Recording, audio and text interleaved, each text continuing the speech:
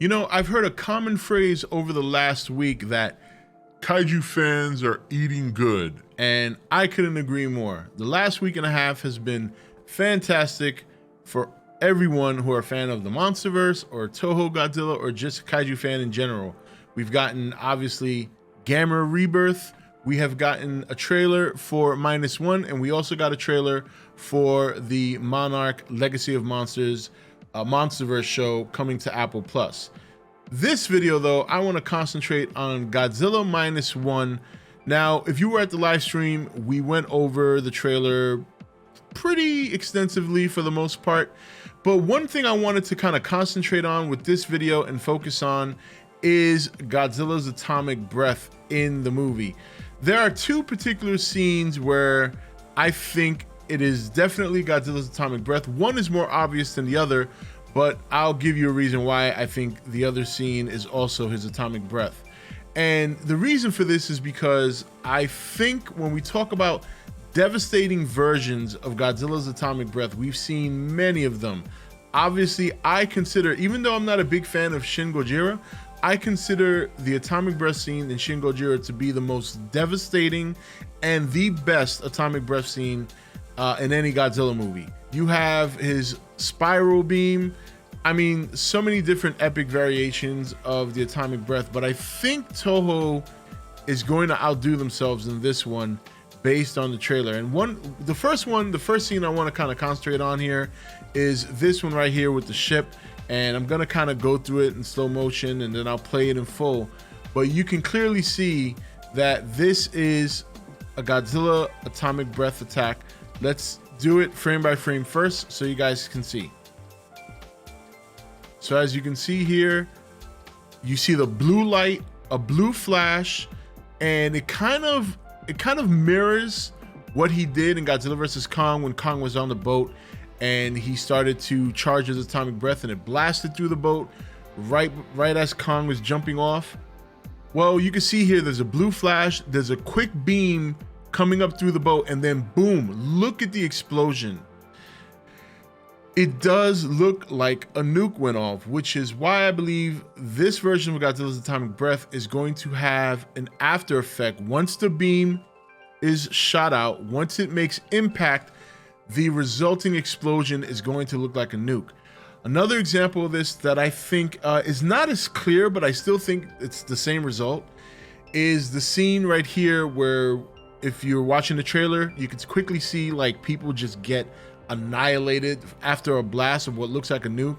And initially, much like a lot of people, I thought this was maybe a flashback of a Hiroshima or Nagasaki.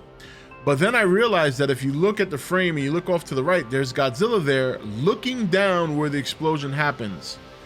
I believe what we're missing here is the part where he throws his breath and it impacts the building, but what we are seeing is the resulting explosion. Looking at these two scenes, I firmly believe that this may be the most devastating version of Godzilla's atomic breath we'll probably ever see up to this point. Most times, Godzilla's atomic breath, he shoots it, there's a small explosion. Sorry about that. That's my computer just going to sleep. I do not accept your apology. He blows his atomic breath, there's an explosion, there's, you know, it all looks normal. You know, you look at Shin Gojira, it's like a laser beam, it cuts through everything. You know, you look at Godzilla in the Monsterverse, it's kind of the same impact. He blows his atomic breath, there's explosions. This one, it looks like it's probably going to be the first true atomic breath with an impact that is devastating to anyone or anything nearby. What the range is going to be for this and how devastating, I'm pretty sure it's going to be a short range effect, like maybe under a mile when he blows his atomic breath and there's an explosion, and how far out the radius is. I mean, we'll know for sure when we see the movie, but I'm guessing it's not going to go that far. But even still, even if it's actually more devastating if it doesn't have as much range, because it's very concentrated, and that's why the explosion may look the way it does. I gotta say, I'm very excited for -1. I thought the trailer was great, and there are a lot of things about this trailer, as well as the Legacy of Monsters, that I want to go over and do videos, and we're going to do that here. I know I told you guys that I'm probably gonna be back to doing videos like I used to later on in the year once we get moved into the new house and I get my new space set up. But I don't want to ignore some of the awesome things that we've seen so far and some of the topics that can be generated by going over these trailers. And I know that's something you guys like. I know that's something everyone's excited for. So I'm going to do my best to do that every week going forward. But as long as you guys know and are very much aware of what's going on right now in the real life that I need to attend to, but when I have a moment, when I have a thought like this video, I will share it. But yeah, I think this is the one. I think this is going to be the atomic breaths of all atomic breaths.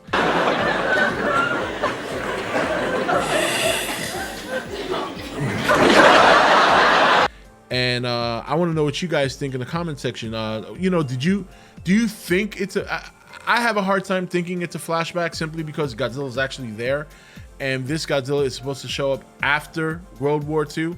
So knowing that Nagasaki and Hiroshima happened in 1945, and this movie I believe happens shortly after that, I think 1947, the chances of it being Godzilla's Atomic Breath I think are very good. Now, we could also argue that it's still a fictional movie and maybe they changed some things just to kind of make a story, and that's completely possible. I heard someone say, oh, maybe it's the US dropping a nuke while Godzilla's there to try and stop him. That's also possible too. I would think that you wouldn't want to drop a nuke to stop a monster while there's still people around.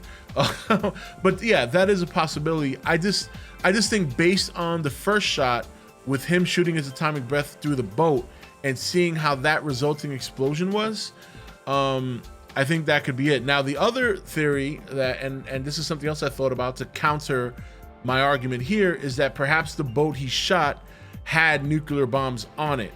That's another thing. So yeah, it's possible that both instances are just separate from his atomic breath, but I don't know.